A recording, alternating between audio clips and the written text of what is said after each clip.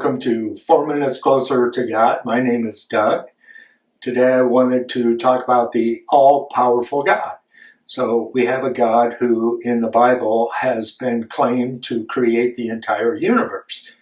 Well, for Abraham, that didn't seem like as much as it does for us today.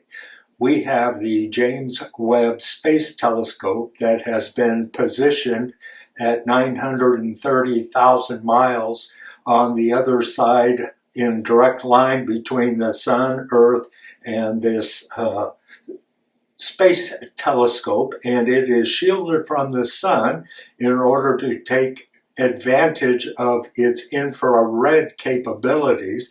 So the space around it is very, very cold, but it's looking at infrared objects deep out into space. And so the Hubble telescope is in low Earth orbit, so 300 miles up or so to get out of the atmosphere.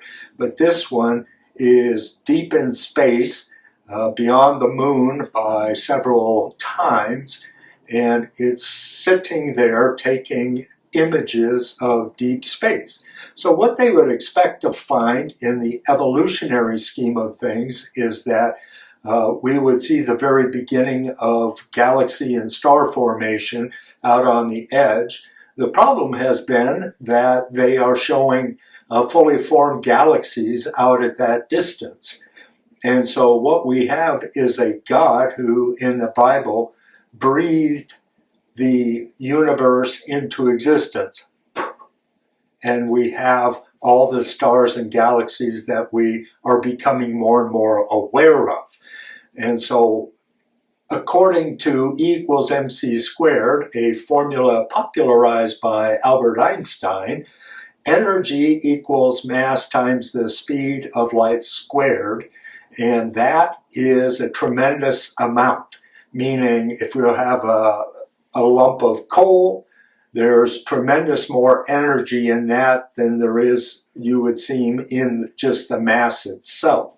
So in the reverse situation, then, the God who has that much energy to coalesce galaxies, trillions of galaxies, according to the scientists looking through the telescope, and each galaxy composed of billions and hundreds of billions of stars, then that takes so much energy it's unfathomable.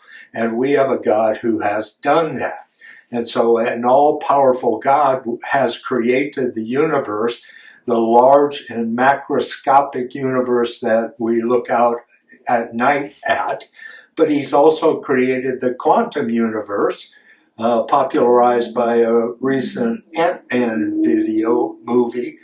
And so we have in that movie going into the quantum realm and seeing the civilizations that exist there in this fanciful rendering.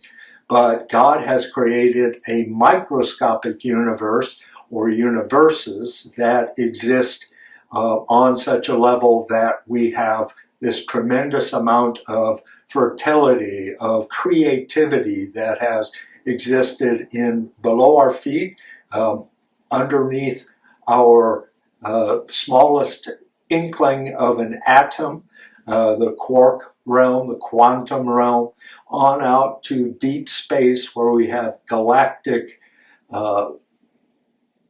images, we have galactic sources that are hundreds of millions light years across.